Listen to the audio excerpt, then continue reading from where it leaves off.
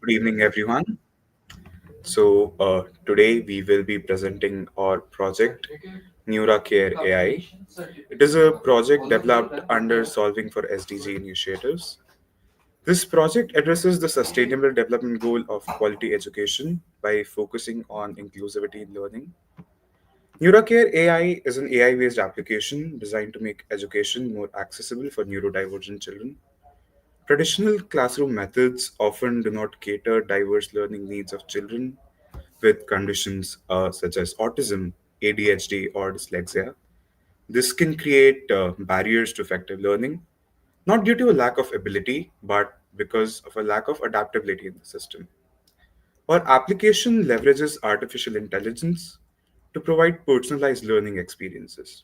It adapts educational content to suit individual learning styles, offers interactive modules, and provides real time feedback.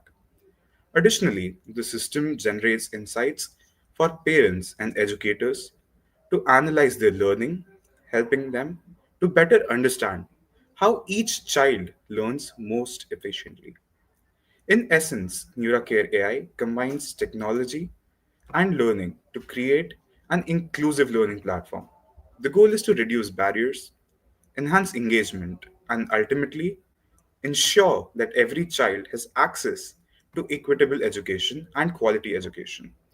In this session, me, Tarini, and Sanjana will walk you through the high level design and the AI techniques implemented in this project and the potential impact we can create by this project and the solution we have on inclusive education. Moving on to the next slide.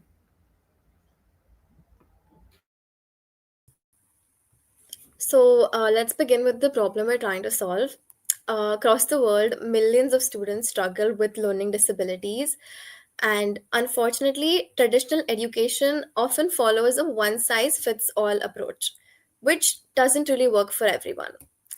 Now, there's also a big accessibility gap in digital learning tools itself, where many of them just aren't designed with inclusivity in mind.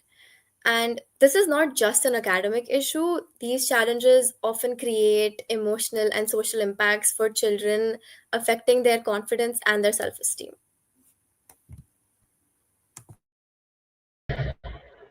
Moving on to the next slide. Now we're going to talk about sustainable development goals.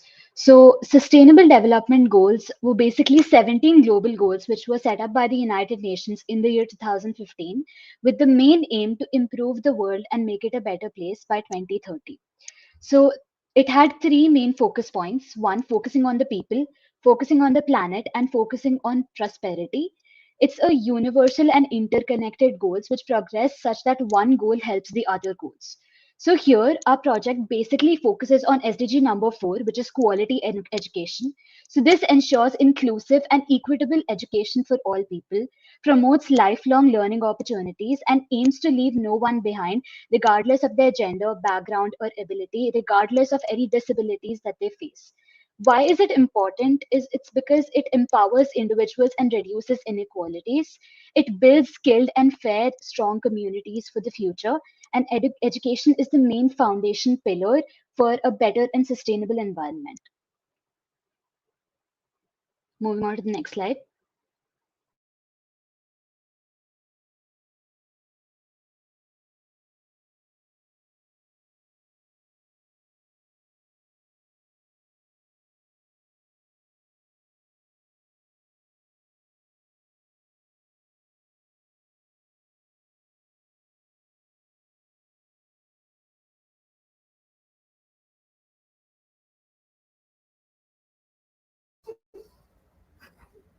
Firstly, looking on to the macroeconomic context, the global education technology market is large and growing, estimated roughly at $163.5 billion in 2024, with a projected double digit growth rate into the later half of the decade. This creates a broad tailwind for any learning technology that can demonstrate engagement and learning outcomes. More specifically to our verticals, two adjacent market matters: special education software and assisted technology. Recent market reports estimate that global special education software market grew at about 4.1 US dollars, 4.1 billion US dollars in 2024. It is expected to reach 5.6 billion US dollars by 2030. Meanwhile, the broader assistive technology market was reported at USD 26 to 27 billion dollars in 2024, with forecasts indicating steady mid-digit CAGRs over the upcoming decade. These figures actually define immediate commercial addressability of the market. Uh, there are strong demands in the market for this project. WHO estimates autism is present in 1 out of 100 children globally. Recent US surveillance reports show about 1 in 31 8-year olds identified with autism. The trend seems to be rising, and higher identification rates increase the number of families, schools, therapy programs seeking digital support. Turning it into a practical business model is actually a great idea to bring sustainability uh, available to everyone. Moving on to the next slide.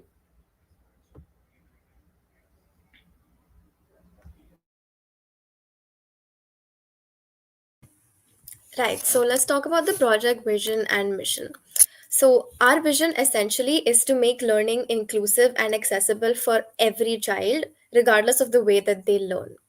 So, we're building a personalized learning app for specifically neurodivergent children, powered by AI driven algorithms that will create unique study plans for every single student. The mission is simple. Our first hall of charting is inclusive learning for all. So it's basically just ensuring that no student is left behind because everyone learns in different ways, especially neurodivergent children are usually left behind based off of how society functions and how normal education works. So our second point is enhanced traditional learning, which complements existing methods, not just replacing them. And our third point is personalized learning paths, which is tailored to their strengths, their needs, and their pace of every single learner because everyone learns at a different speed. So we're trying to make sure that we look after all of these aspects as well.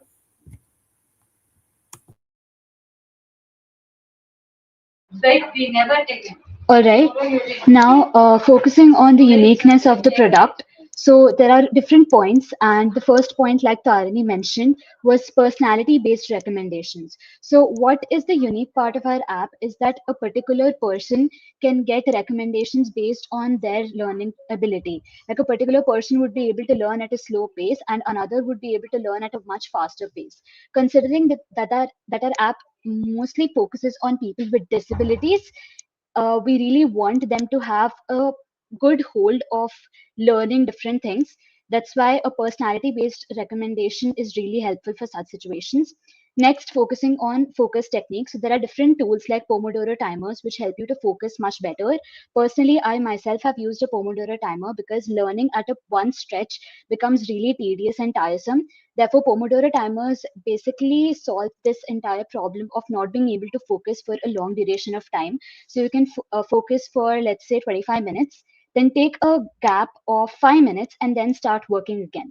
This will ensure that you're taking gaps in between, which enables you to refresh your mind and then work on things afterwards. Now, the third point is interactive features. So there are different type of 3D animations, text-to-text speech for varied learning preferences. So these are much better because if you're able to hear something and if you're reading something at the same time, then it'll be very efficient for you to learn those things, and the retention is going to increase when such a learning methodology is considered. Now, fourth, emotional support. So our app has a functionality where you can connect with other people. So when you have a peer group or social circle, which enables you to study in a better and efficient way, that's going to be really good for you in the long run. And a peer group which will help you solve problems and motivate you to study further is also a feature that really enables you to work together and help each other, and again, beneficial for sustainable growth in society. Moving on to the next slide.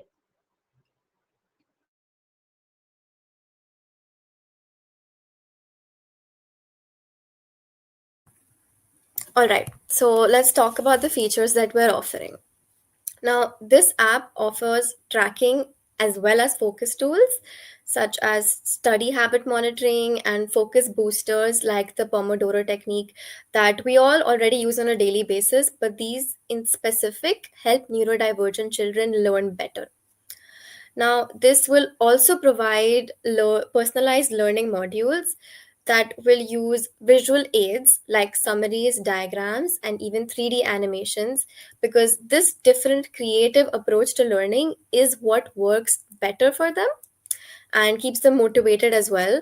Now, another thing we can do to keep them motivated is add a daily task streak system, which is again a gamified progress tracker to encourage consistency in the child so they can continue learning. Now, lastly, another point of ours is that we will build peer groups and emotional support systems, which again give students a safe space to share and connect. This is again where teachers can also be involved, parents can also be involved in seeing how this particular neurodivergent child is learning. Like I said, everyone learns at their own different pace, and we need a way to hold them accountable. This is a gamified way where they can do that.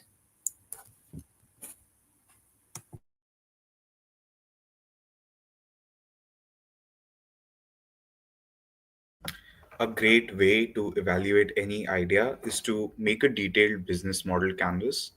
So here we'll explore the business model canvas for this particular idea.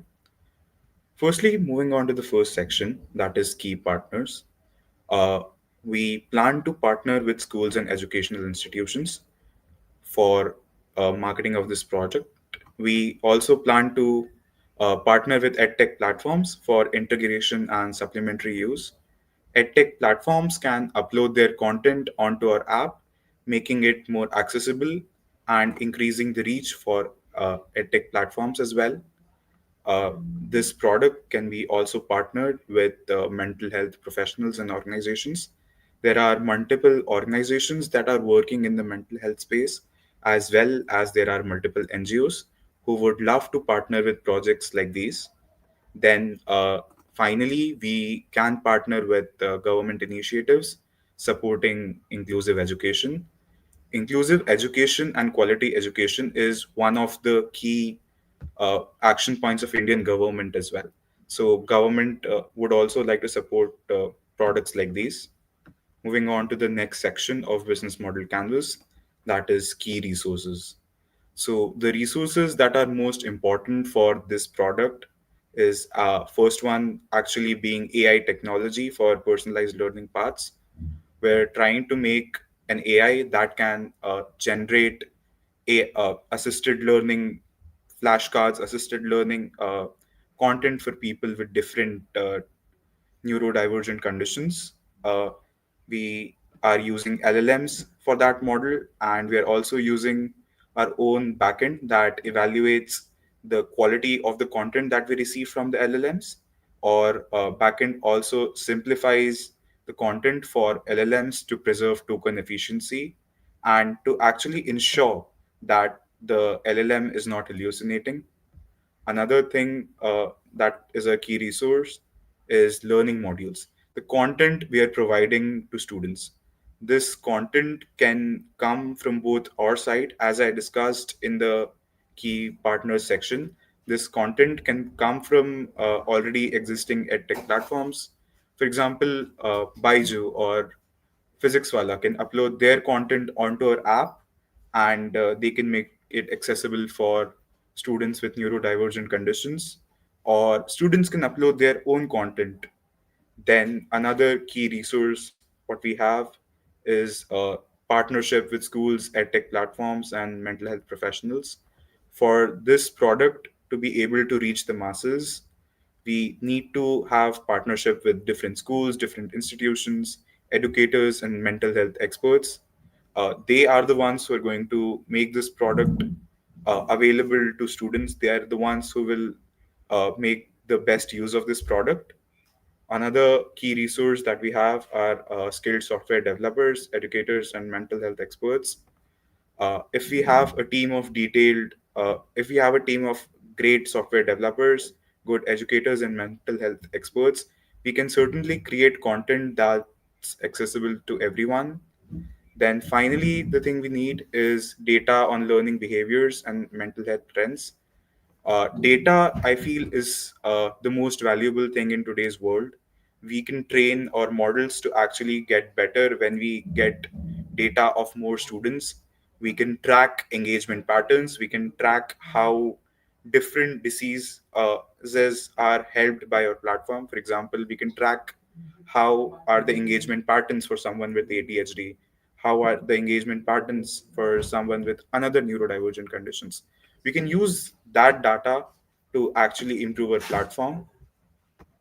Coming on to the next section of business model canvas, that is key activities. So the main activities that are involved in running this business would actually be development and maintenance of AI driven personalized learning app. That I believe is the first step to have a successful MVP. Other step would be to partner with schools and edtech platforms for integration. As I explained in the previous sections, we are planning to partner with different edtech platforms for content, and we are trying to partner with different schools and colleges so that they can make this available to our students. Then we have continuous research to enhance learning algorithms and emotional support. As I explained earlier, data would be our biggest asset here. We have to continuously make this algorithm better. Finally, we would love to conduct workshops and training sessions for schools, educational institutes, organizations on how to actually use this platform. Then, coming on to value propositions. So, the value propositions for this product, I believe, are straightforward. First one being personalized learning solutions for children with unique needs.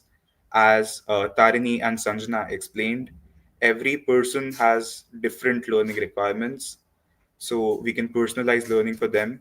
Then, integration with other edtech platforms. Other integration with other edtech platforms would ensure that the content we have on our application would be up to the mark, up to the standards of what the curriculum is in the country. And even if someone wants to learn something of their own, they can upload it. Then, emotional and peer support to promote holistic well being. We have a peer support section in our app that students can use for emotional support.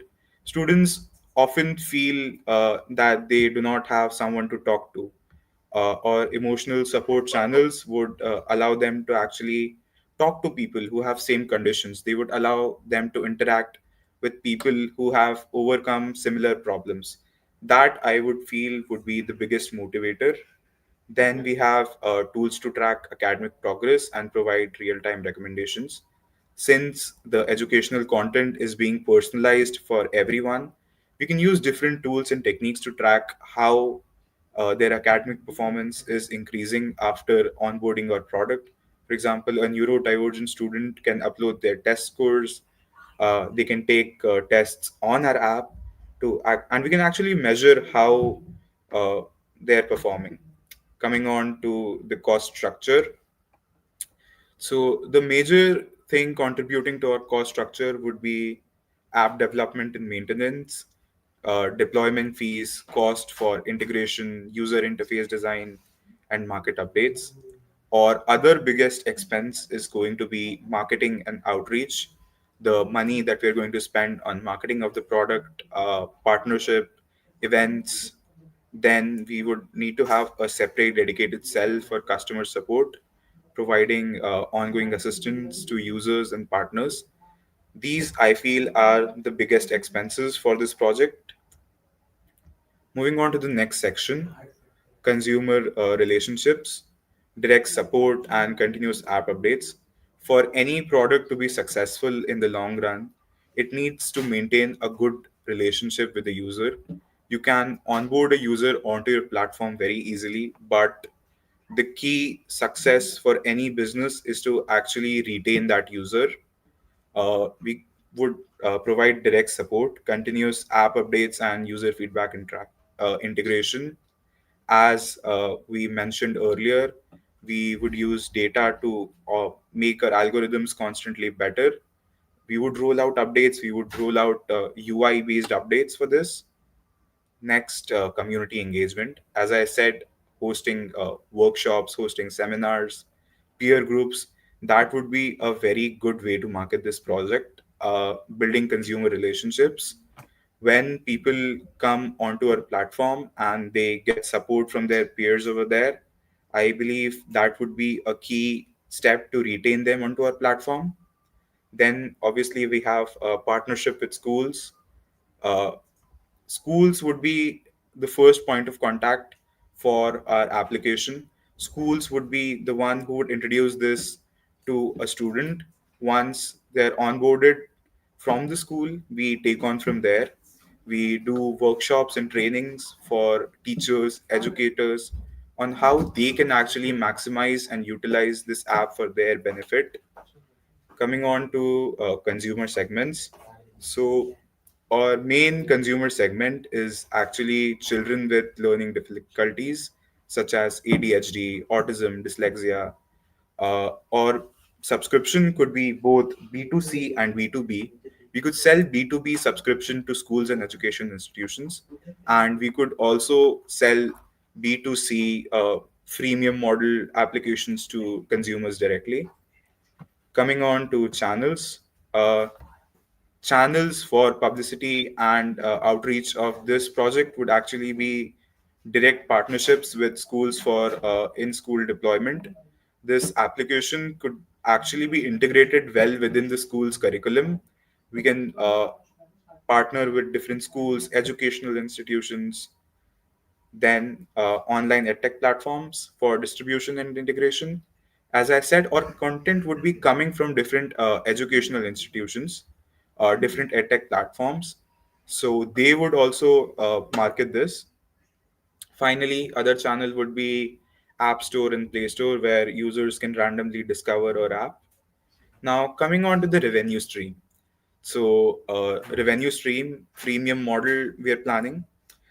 Basic features would be free, and advanced features would require a subscription, for which we will have additional in app purchases for things like focus techniques, enhanced analytics, generative content, etc. Moving on to the next slide,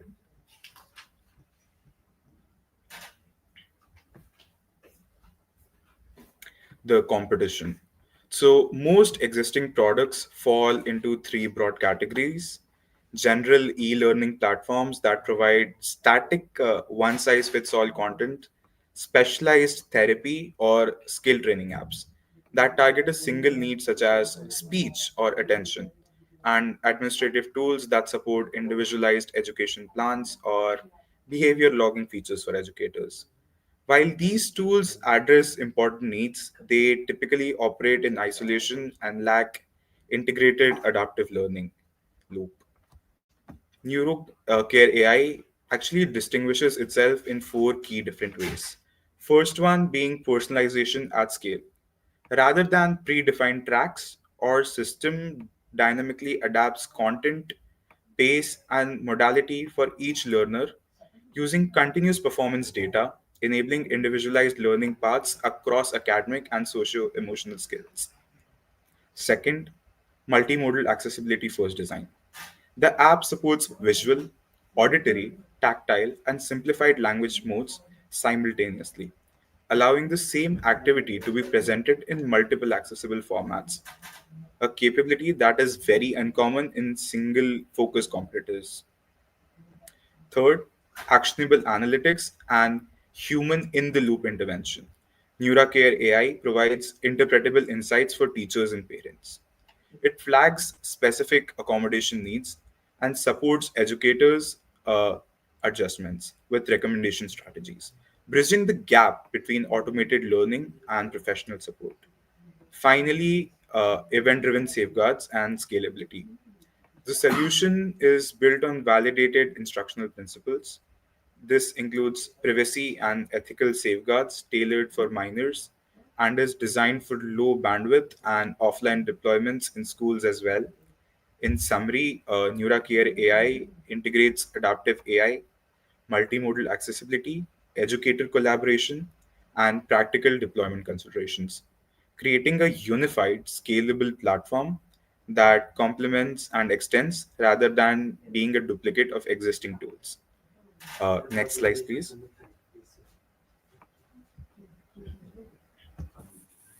All right, so now let's talk about the social impact that this project can create. First, enhanced educational access.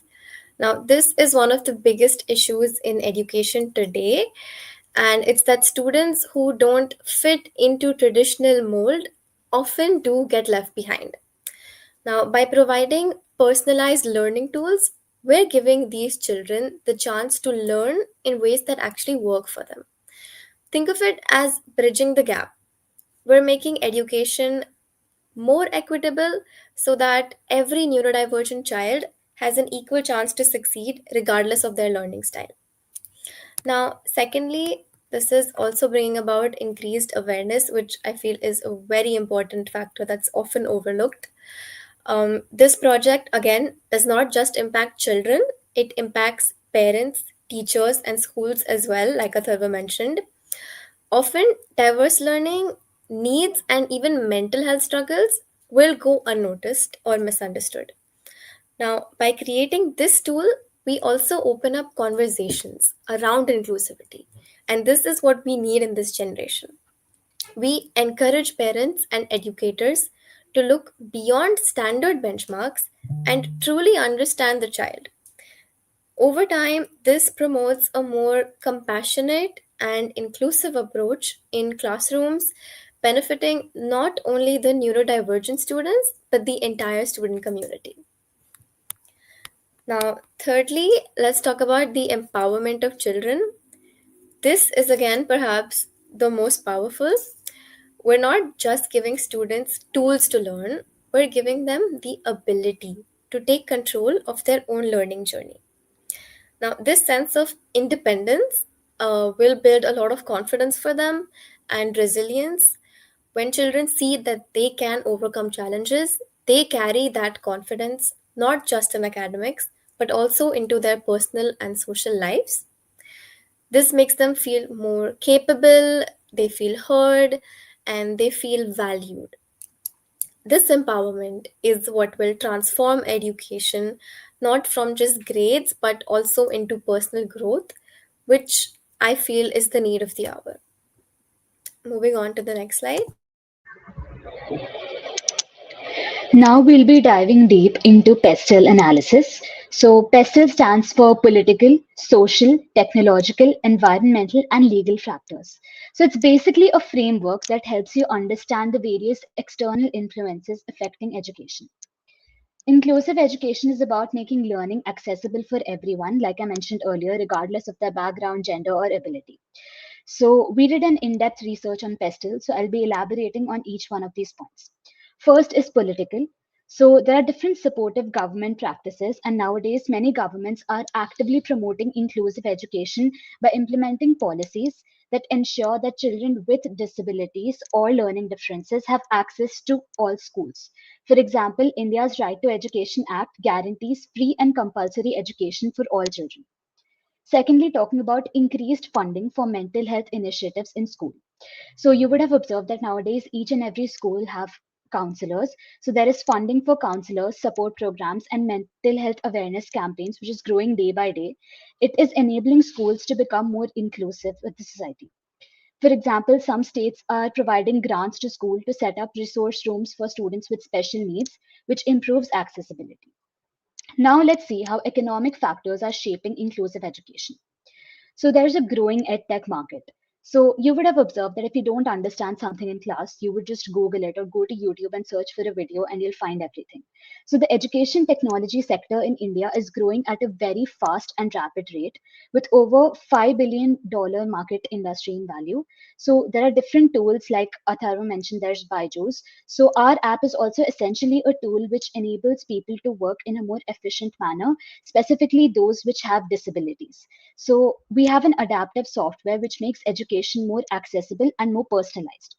Then there is rising consumer spending on personalized educations. So parents and schools are investing in tools that cater to individual learning styles. For instance, there are different apps that allow children with learning disabilities to progress at their own pace. For example, Neuracare. Now, the impact is that the economic investment in inclusive education is helping to bridge the gap, like Tarini mentioned earlier, in accessibility, quality, and in engagement. Now let's move on to the social impact. I know Tarini covered this, but I would like to elaborate on it a little bit. So there is greater awareness and acceptance for different types of disorders like ADHD in the growing industry now. So there is a growing recognition for mental health and learning. Societies are becoming more understanding of children who need additional support. The attitude is shifting slowly towards inclusivity. Parents and teachers are trying to build an environment which embraces such inclusive practices like integrated classrooms where students of all abilities learn together instead of just isolating them separately. For example, like I mentioned, the Campaign for Education for All and local community programs are making people more aware that each and every child deserves the right to education. The social acceptance is crucial for success of inclusive education. If we have a mind block that if a particular person has a disability, they cannot learn the way other people do, then we cannot progress towards the future. So our app basically ensures that students feel valued, respected, and supported. This social change is supported and amplified by technology. So let's explore that in the next step. The fourth term is technology. So there's advancement in AI for personalized learning. Artificial intelligence can adapt lessons to a student's learning pace and style. For example, AI driven apps can detect which areas a student struggles with and provides extra exercises for those particular areas. There is increased use of digital tools like tablets, ebooks, and even online platforms that reduce barriers to education. Students in remote areas or those with physical disabilities can access these without limitations. I understand there are a few barriers which come across when we talk about rural areas, but this is also slowly changing in our growing economy. For example, there are softwares like Read and Write which support students with dyslexia by reading the text aloud and enhancing comprehension. While technology improves accessibility and environmental consideration, we need to take that into account. So, environmental consideration. So, basically, what our app does is it is reducing paper usage as well, right? So, digital learning tools means less reliance on printed books, contributing to environmental sustainability. And as I mentioned earlier, a person can learn in a more efficient way when they're using all their senses, when they're looking at something, when they're hearing something, when they're writing something, and there are visual tools which aid them to understand things in a more cohesive manner. There are sustainable practices in app development. So many edtech companies now follow eco-friendly practices such as energy efficient servers and digital first teaching materials. The impact is that sustainability in education aligns with global goals and it ensures that inclusive education doesn't come at the cost of the planet. Finally, let's look at the legal aspects. So there is compliance with data privacy regulations. So digital education tools, sometimes they collect data. So companies must adhere to different types of laws to ensure that they're not invading a person's privacy and sensitive information is not leaked. Then there is adherence to educational standards. Inclusive education must meet the legal standards regarding accessibility and curriculum requirements. For example, different schools must provide reasonable accommodations for students with disabilities under the laws like Right of Persons with Disabilities Act. The impact is that legal compliance ensures that people feel safe because nowadays a lot of people are not extremely comfortable in using different apps different type of AI apps. Thus, if each and every edtech company or edtech platform essentially complies to all these laws, then people with or without disabilities, everyone is going to feel comfortable in using the app. So, to summarize, pestle analysis helps us see how inclusive education is shaped by multiple factors: political support, economic growth, social awareness, technological advancement, environmental sustainability, and legal frameworks, which all cohesively play a vital role. Inclusive education is not about access to classrooms, it's about creating a learning environment where each student can thrive independently and with the support of other people as well. By addressing these factors together, we move closer to a world where education is truly for everyone, leaving no person behind. Inclusive education, in many ways, is the foundation for achieving broader global goals and building a fairer and a more equitable society. Moving on to the next slide.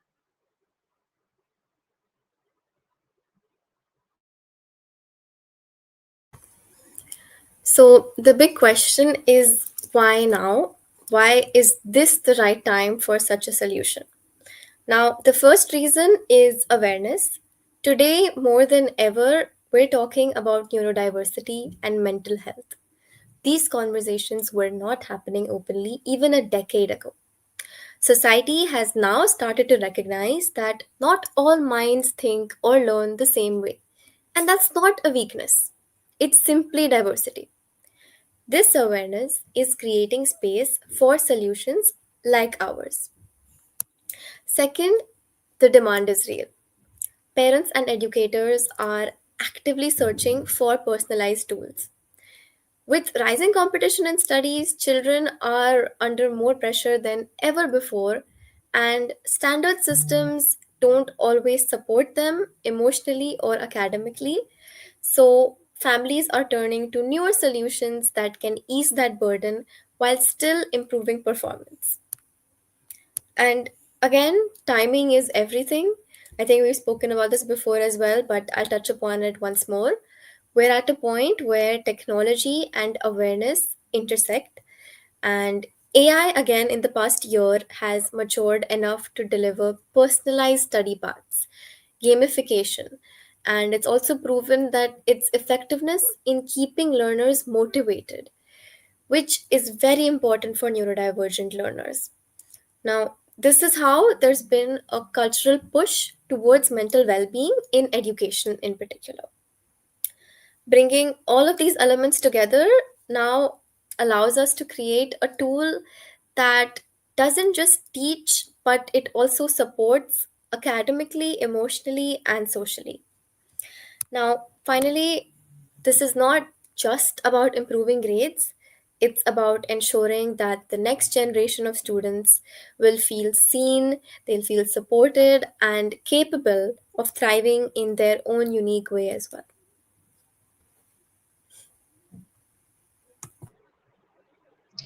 Thank you so much for listening to our presentation. Now we're going to take a few questions.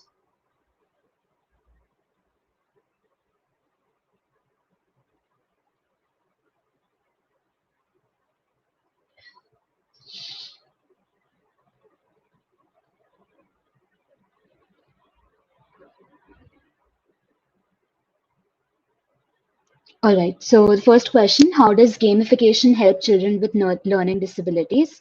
So I'll give you a very simple example. So a lot of people nowadays use Duolingo, right? So Duolingo was advertised really well and they did a really good marketing. But honestly, when I started using Duolingo, I actually began to realize that I can learn a language by doing just five, like a set of 10 questions per day, just because I want to maintain my streak and maintain a streak with my friends as well. So that's how gamification helps you. When you get points, the one of the main reasons is motivation. So if you feel motivated to study, if you feel motivated to play a game and get points, that essentially helps you to do that particular task. For instance, I really don't consider learning German as a very important thing in my life. However, I want to maintain my Duolingo streak, and that's one of the main reasons I practice Duolingo every day. And I've been practicing for quite some time now, and that has resulted in me learning through a game. Now, when it comes to students or people with disabilities, they already have a short attention span, right? So, a general lecture of 1 hour or 2 hours is not going to be extremely essential for them. Although we did mention a lot of techniques like Pomodoro, but that cannot be applied for traditional classroom scenarios. That's why if there is an app like Neuracare, basically you can help and understand things with when it is presented in a gamified format. A gamified format gives you motivation to do that particular thing. Also, adding on to this, you guys would have observed that when you listen to a song, you're able to memorize the lyrics of that song much easily. Or if there is something that has happened in your past, like some sort of an event or story that you want to tell to your friends, you're able to recollect that immediately. However, when it comes to a particular formula or a mathematical equation that you studied just last night, you might not recollect it at the same pace. The reason being, you're able to associate things and you're able to retain things that you are able to associate with, right? So if there's something that interests you, that's going to stay with you. If something is told to you in the form of a story, then that's essentially what will help you retain that. And retention is extremely important because a lot of topics are interconnected with the other. So it does not help if you learn one thing, forget that, and then move on to learn the other thing. That's why gamification and story modes really help a lot in contributing to retention and a fun element in learning, specifically for those people who have disabilities. This is essentially not only for those, but those who do have disabilities, this is a great environment for them to learn not by themselves, but learn with other people. I hope that answers your question.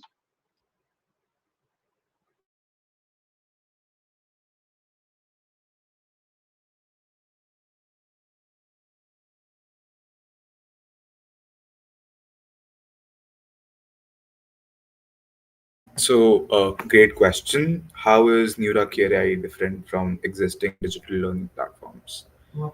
Most digital platforms today are designed with a one size fits all approach. They tend to deliver the same type of content to all learners, which can be effective for some, but not for children who process information differently, like those with autism, ADHD, or other neurodevelopmental conditions. Neuracare AI takes a different approach. It's built specifically with neurodivergent learners in mind. First, it uses AI to adapt learning experiences real time. Then it adjusts the pace, the format, and even the type of content based on how the student is responding, whether they need more visual support, shorter instructions, or more time on a task. Second, it offers multiple modes of interaction like visual prompts, audio instructions, simplified language, even tactile inputs. These helps children engage with the material in a way that suits their unique learning style. Another big difference is that Neuracare AI doesn't just focus on academic content, it also supports behavioral and cognitive development, things like attention management, emotional regulation, and step by step task support, which are often just as important as learning. And lastly, it includes tools for teachers and parents. It provides insights into how the child is learning, what's working well, where they might be struggling, and how to support them better. Most general platforms don't offer that level of feedback. So, overall, this isn't just another learning app, it's a personalized, accessible, and inclusive system designed to meet the specific needs of neurodivergent children.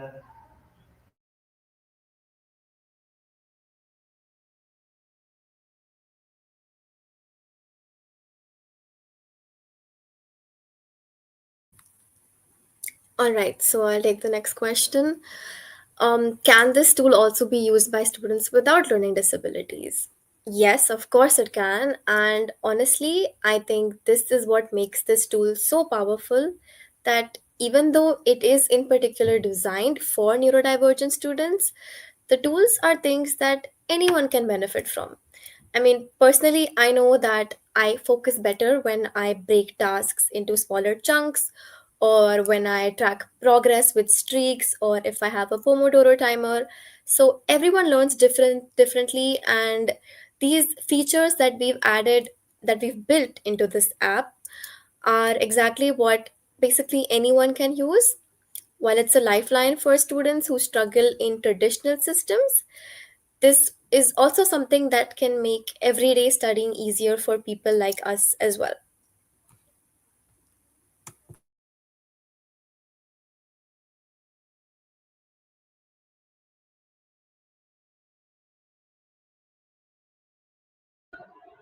All right.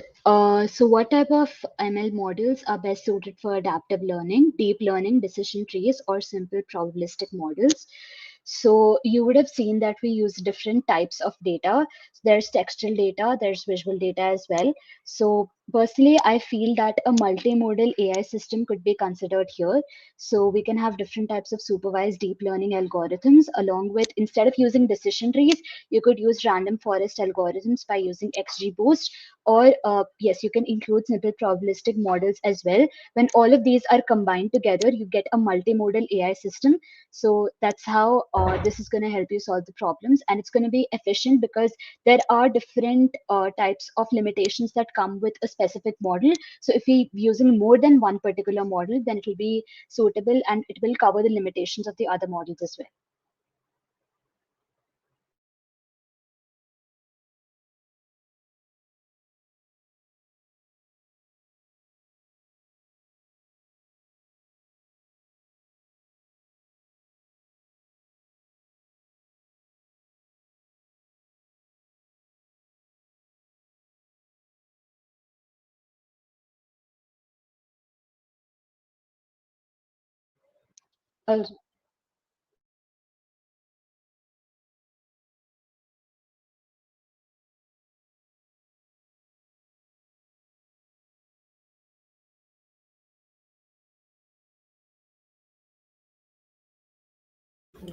So, QMath is a great platform for math learning and personalized tutoring, but it's not specifically designed for neurodivergent learners.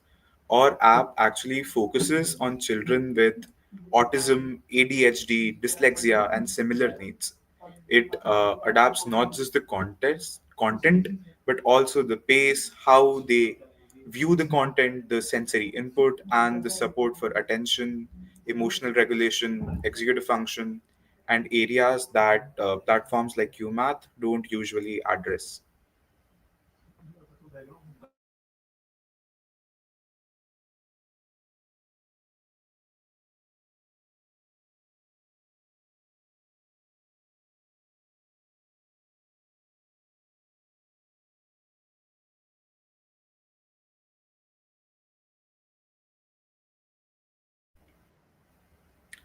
So, how are we planning to compete in the market? As I already discussed in the PPT, this product lives in a niche that is not explored in the market that well.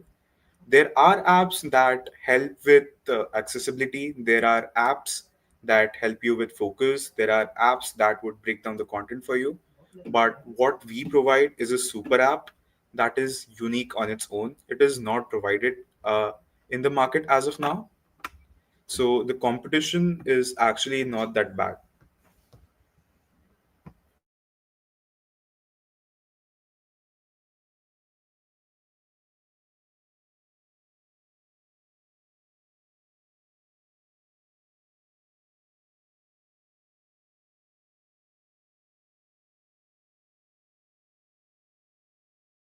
I'll take up this question. So, given the wide spectrum of disabilities, how do you plan to scale the app to address them comprehensively? So, right now we've mentioned a few disabilities like ADHD and dyslexia. Now, as we go ahead, we can use this for people who are visually disabled or have visual or hearing disabilities. So, for that, we can use again different types of data. Like for people who are visually impaired, we can use different types of audio data, which can help them understand things in a better manner.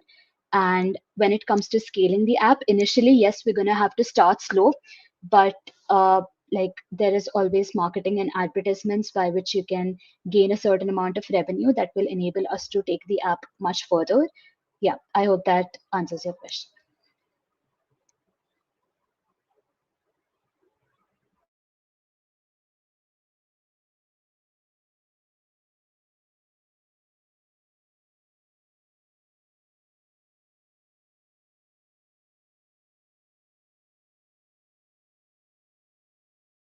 So we actually met during a competitive coding contest called Cook-Off that is organized during Gravitas.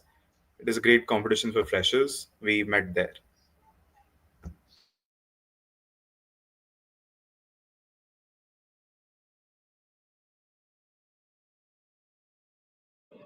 All right, guys, we hope that you were able to gain a certain amount of information about our app, and we hope that you can also give us a few ideas about this and work on it further. Uh, Now, a kind attention to all the EXA students over here. Please scan the QR code to mark your attendance.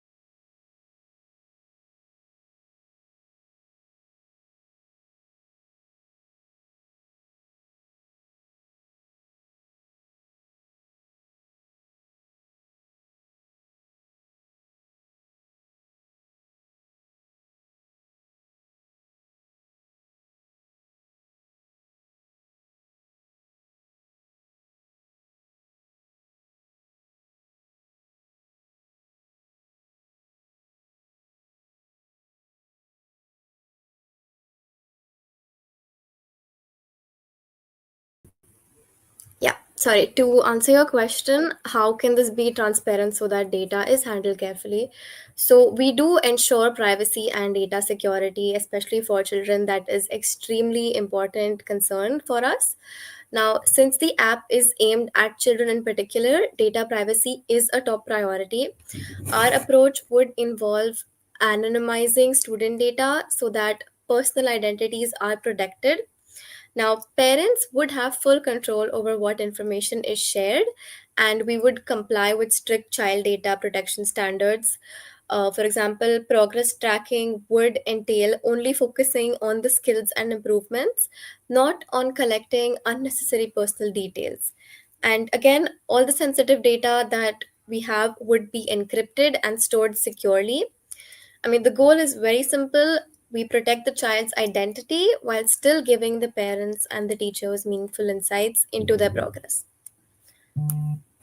So I hope that answers your question.